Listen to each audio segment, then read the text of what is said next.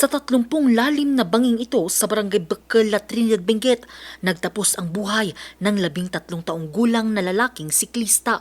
Nangyari ang insidente noong May 13, bandang 2:00 ng hapon. Ado masabat nga dadak ng malugan nga nagpapaspas. Nabayag mat detan. Ayon sa ilang residente, hindi raw sana ito nangyari kung naayos lang sana ang gumuhong bahagi ng kalsada na 1 taon na nilang ipinapanawagang ayusin ng DPWH. Bagamat may mga harang, ang problema, hindi raw ito sapat para sa kaligtasan hindi lamang sa mga motorista, kundi pati na rin sa mga residenteng dumadaan. Kasi nung una-una po, nung nag-slip na yan, barangay po ang naglagay ng mga kahoy-kahoy dyan. Hindi po ang DPWH. Ito lang, yung huli na nilagyan ng po ng caution tip. Yun na lang. Yun na lang po yung action nila. Amodam, nga kwadi ay. So nga purpose mi kumano up ay nga awan iti coordination nga ibagan mo ti DPWH.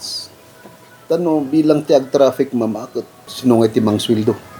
Dahil sa trahedyang ito, sinibak sila sa pwesto ni DPWH Secretary Vince Tison, sina DPWH Benguet First DEO District Engineer Isagani Kaime at Engineer 3 Marjorie Banao ng Maintenance Section kahapon May 19.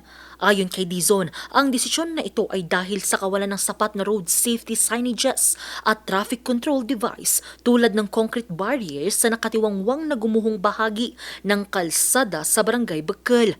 Alinsunod din daw ito sa utos ni Pangulong Ferdinand R. Marcos Jr. na panagutin ang mga opisyal at empleyado ng ahensya na nagpapabaya sa kanilang tungkulin at naglalagay sa panganib sa buhay ng publiko.